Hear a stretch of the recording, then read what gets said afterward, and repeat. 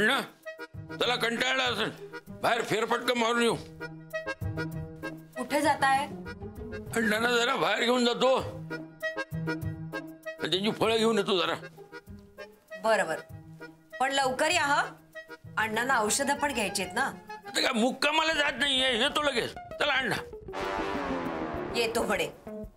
अण्णा तुम्ही यांना हाताला धरून घेऊन या. हो अण्णा चला निघूया. चला.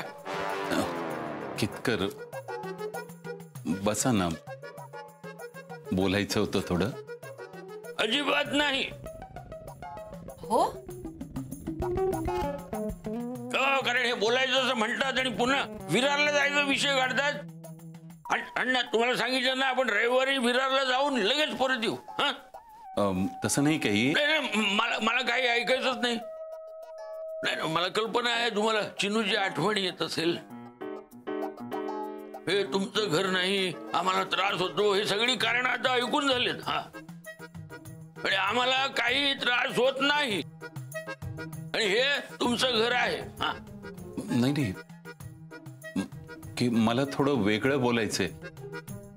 बसा ना तुम्ही केतकर. आता वेगळं कारण सांगितलेलं मी तुम्हाला जाऊ देणार नाही. हा अहो पण त्यांना काय म्हणायचं ते ऐकून तरी घ्या ना. अहो काय काय झालं अण्णा? केतकर मला दुसरं काहीतरी बोलायचंय. बसा ना तुम्ही. हा बसा ना.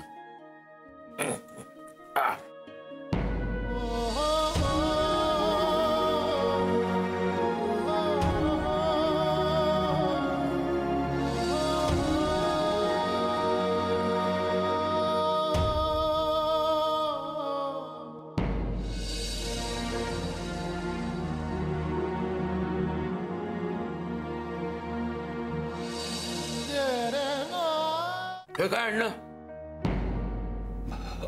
हो मी इतके दिवस राहतो ना तुमच्याकडे,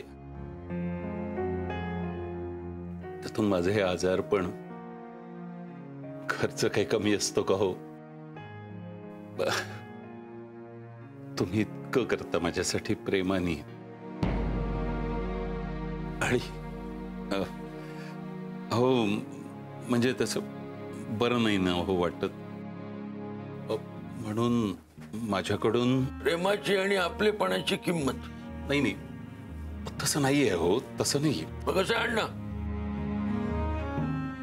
हे असे पैसे देऊन तुम्ही मला परक करून टाकलं अण्णा. नाही तुम्हाला काय वाटलं मी हे सगळं जे काही करतो ते भाडे करू म्हणून करतो? नाही हो, तसं मनात सुद्धा येणार नाही माझ्या.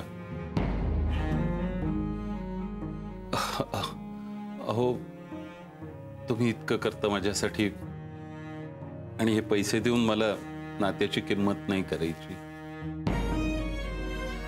सख्खा भाऊही करणार नाही एवढं केलं तुम्ही माझ्यासाठी. पण केतकर आपण जुनी माणसं हो की नाही, काही गोष्टी नाही पटत मनाला, म्हणून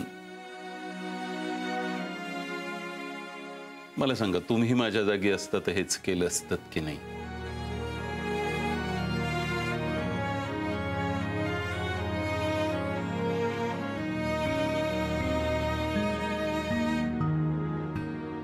नाही कृपा करून कसलाही गैरसमज करून घेऊ नका.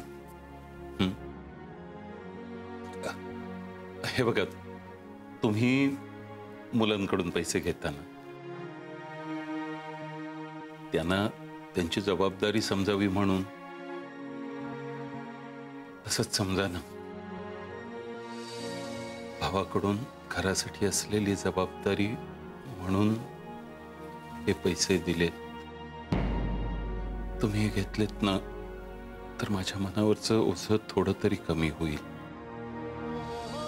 अण्णा हो काहीतरीच काय हरकत नाही हो.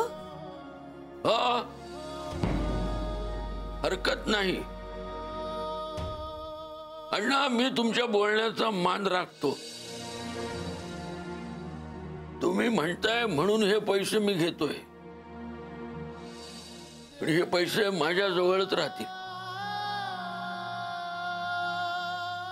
पण एक गोष्ट परत सांगतो, भाऊ म्हणताना मला तुम्ही, हा, मग हे घर तुमचं आहे. पण हा भाऊ तुम्हाला सांगत नाही तोपर्यंत इथून हलायचं नाही, हक्कानं राहायचं.